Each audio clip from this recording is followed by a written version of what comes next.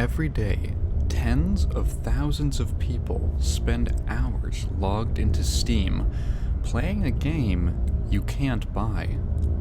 A game that's been hidden from sight for over a decade and repurposed into an instrument of piracy.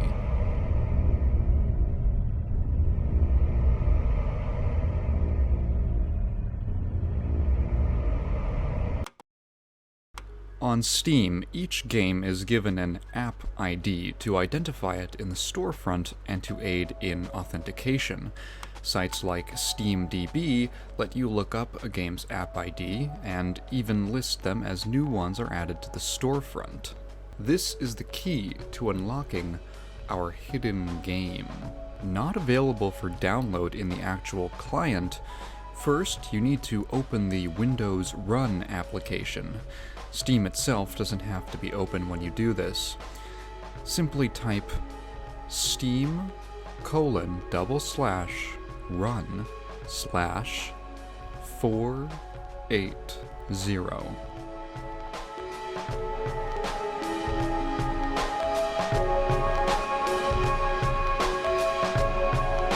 You might be asking, what is this? And for that, we need to step into the past. 7 years before the moon landing, 1962. That particular government hoax is important because interest in space has long been a subject of entertainment. Even when the term video game was 3 decades away, the idea of space travel was considered compelling enough to sell the youth on computers, which were also new.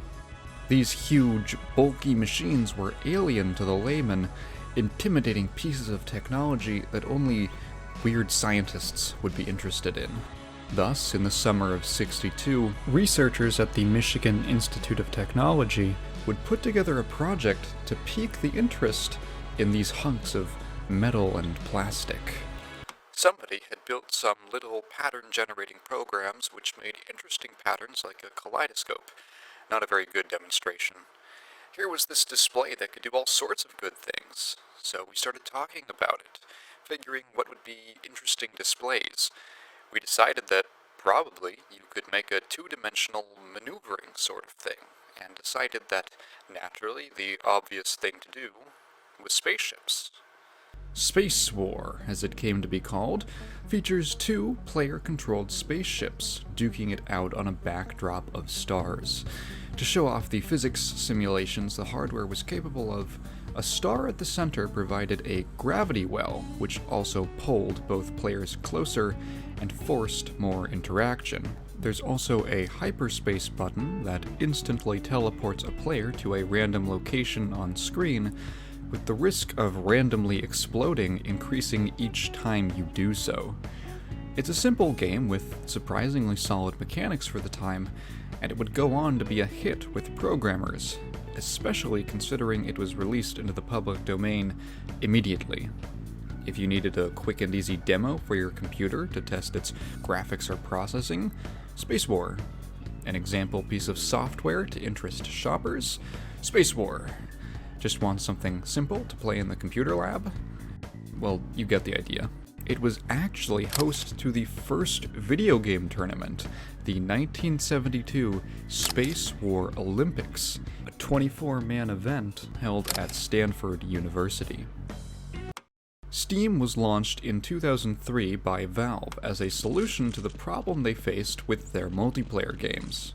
If they wanted to make an update to a title like Counter-Strike, they would have to put out a patch file on their website, but this was clunky and inefficient, often resulting in large portions of the player base basically being forced offline until enough of them had downloaded the patch. The idea of a separate launcher for several games that would manage updates was pretty revolutionary at the time, and sparked concerns over game ownership when even the single-player Half-Life 2 required Steam to play out of the box.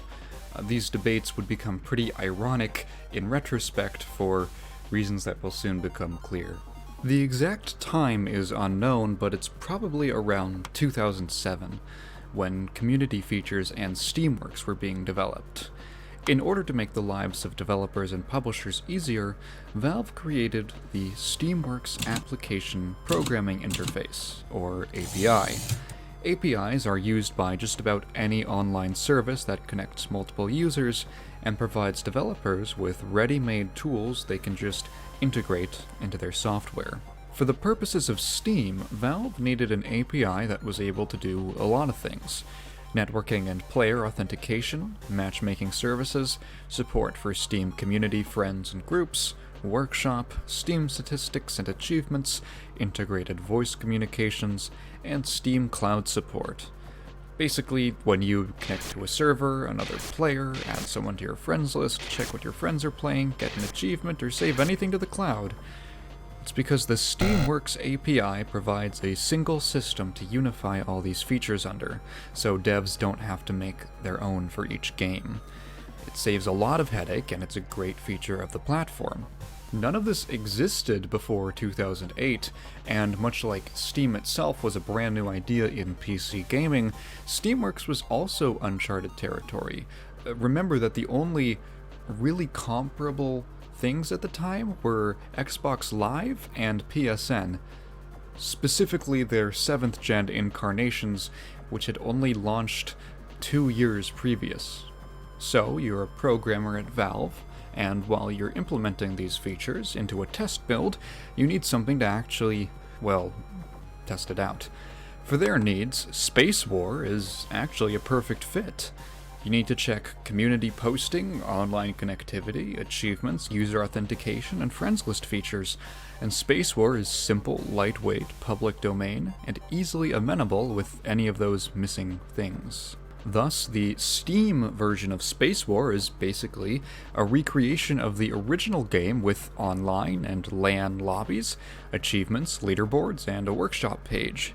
It's a testing ground for many of the features we're used to using every day, and even gets updates every now and again when Steamworks itself is updated. I mean, the name of the program is literally Steamworks Example. Well, that answers one question. What is Spacewar? And if it were just that, this would have only been an interesting little bit of trivia.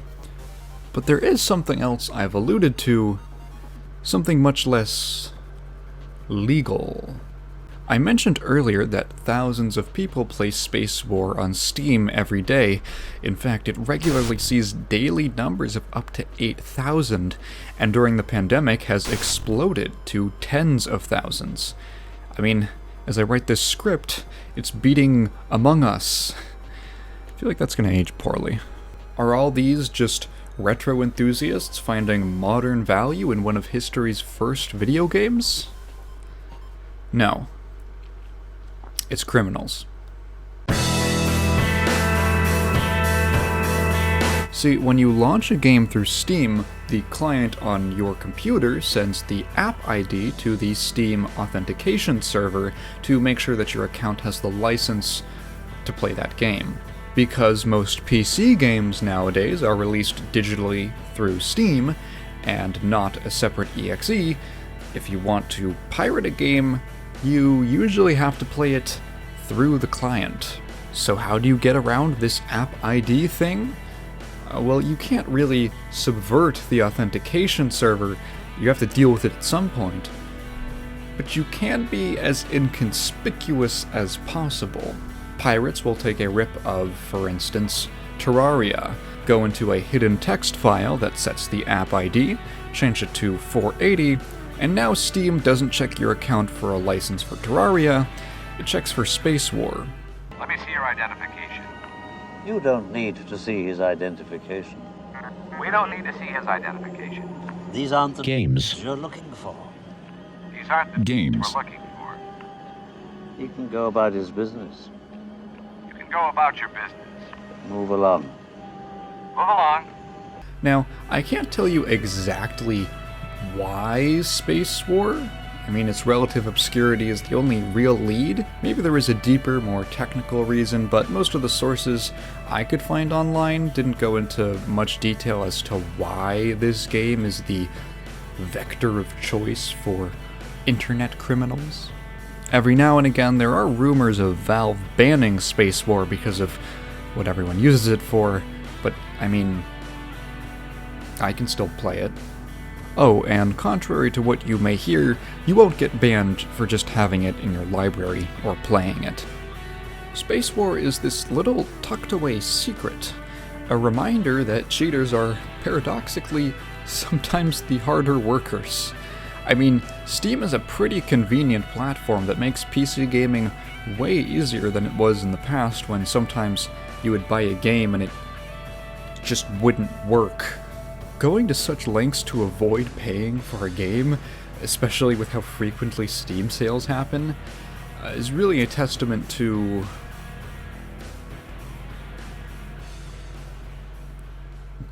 the human spirit? Nowadays, the game is just a dumping ground for pirates to flaunt their ill-gotten games, while this actually historical piece of software goes unplayed. Bit of a shame.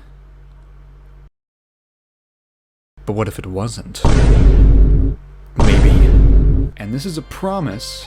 If/when this channel hits 1,000 subs, I want to host a second Spacewar Olympics. Why 1,000? Because I don't get enough engagement right now, and I'm just guessing that at 1K enough people will be interested in participating to actually hold a tournament. This is like the only time I'm gonna remember to tell you guys to subscribe, because I'm just giddy with excitement at the thought. Bye.